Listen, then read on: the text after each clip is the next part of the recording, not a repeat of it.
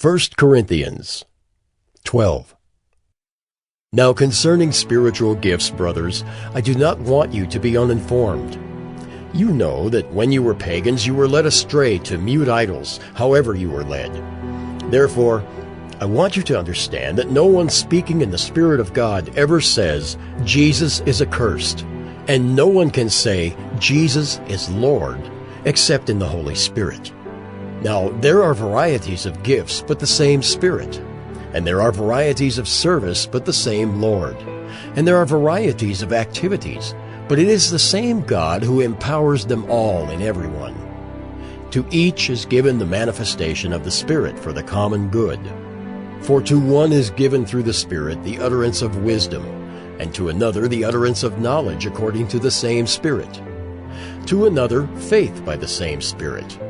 To another gifts of healing by the one Spirit. To another the working of miracles. To another prophecy. To another the ability to distinguish between spirits. To another various kinds of tongues. To another the interpretation of tongues.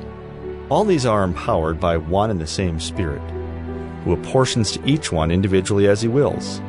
For just as the body is one and has many members, and all the members of the body, though many, are one body, so it is with Christ.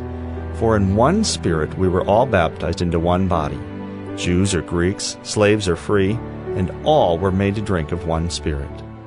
For the body does not consist of one member, but of many. If the foot should say, because I am not a hand, I do not belong to the body, that would not make it any less a part of the body. And if the ear should say, because I am not an eye, I do not belong to the body, that would not make it any less a part of the body. If the whole body were an eye, where would be the sense of hearing? If the whole body were an ear, where would be the sense of smell? But as it is, God arranged the members in the body, each one of them as He chose. If all were a single member, where would the body be? As it is, there are many parts, yet one body. The eye cannot say to the hand, I have no need of you, nor again the head to the feet, I have no need of you. On the contrary, the parts of the body that seem to be weaker are indispensable, and on those parts of the body that we think less honorable we bestow the greater honor. And our unpresentable parts are treated with greater modesty, which our more presentable parts do not require. But God has so composed the body, giving greater honor to the part that lacked it, that there may be no division in the body, but that the members may have the same care for one another. If one member suffers, all suffer together.